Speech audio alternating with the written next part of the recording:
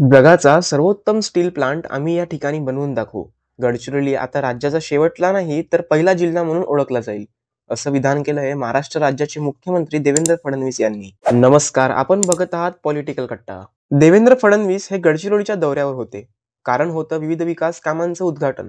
त्यातील सर्वात महत्त्वाचा विषय म्हणजे गडचिरोलीच्या सुरजागड कोनसरी भागात नव्याने उभारण्यात येणारं स्टील प्लांट.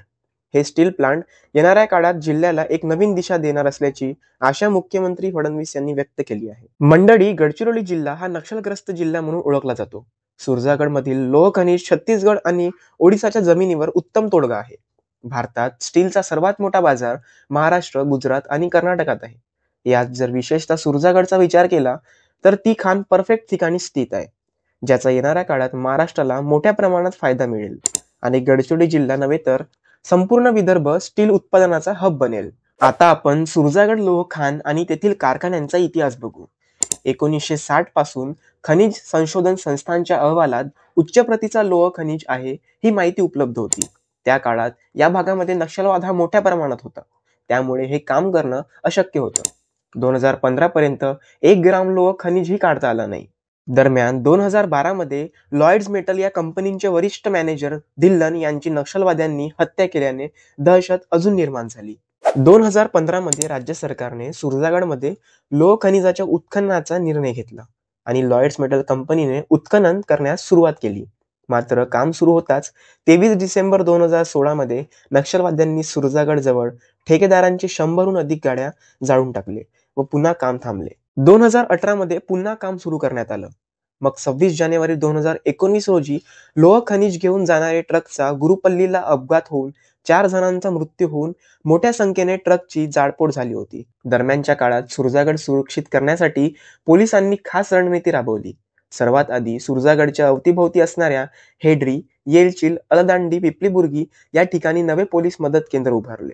संपूर्ण परिसरात नक्षलवाद्यांचा नाही तर पोलिसांचा दबदबा निर्माण झाला आणि सुरजागड नक्षलवाद्यांच्या नियंत्रणातून मुक्त झाला. 2021 मध्ये सुरजागड खाणीतून पूर्ण क्षमतेनं लोह खनिज उत्खननाला सुरुवात झाली.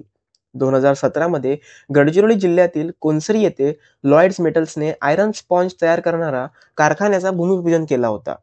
सुरजागड येथील लोह खनिज खाणी आधारित पहिला स्थानिक कारखाना ठरला. त्यानंतर 2024च्या सुरुवातीला लॉयड्स मेटल्सच्या कोनसरी येथील आयरन स्पॉन्ज कारखान्यातून उत्पादनाला सुरुवात झाली. मंडळी, हा होता संपूर्ण इतिहास.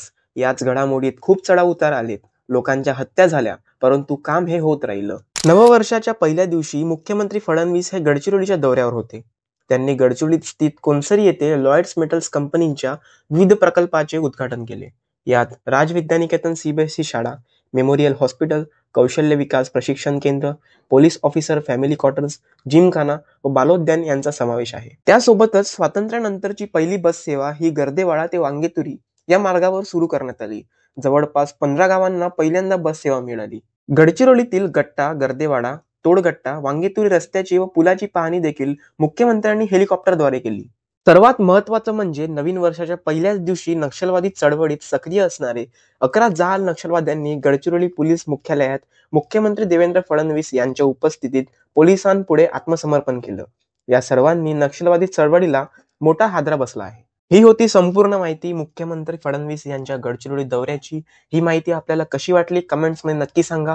व्हिडिओ आवडल्यास लाईक व शेअर करा व पॉलिटिकल कट्टा या यूट्यूब चॅनलवर नवीन असाल तर चॅनलला सबस्क्राईब करायला विसरू नका. धन्यवाद.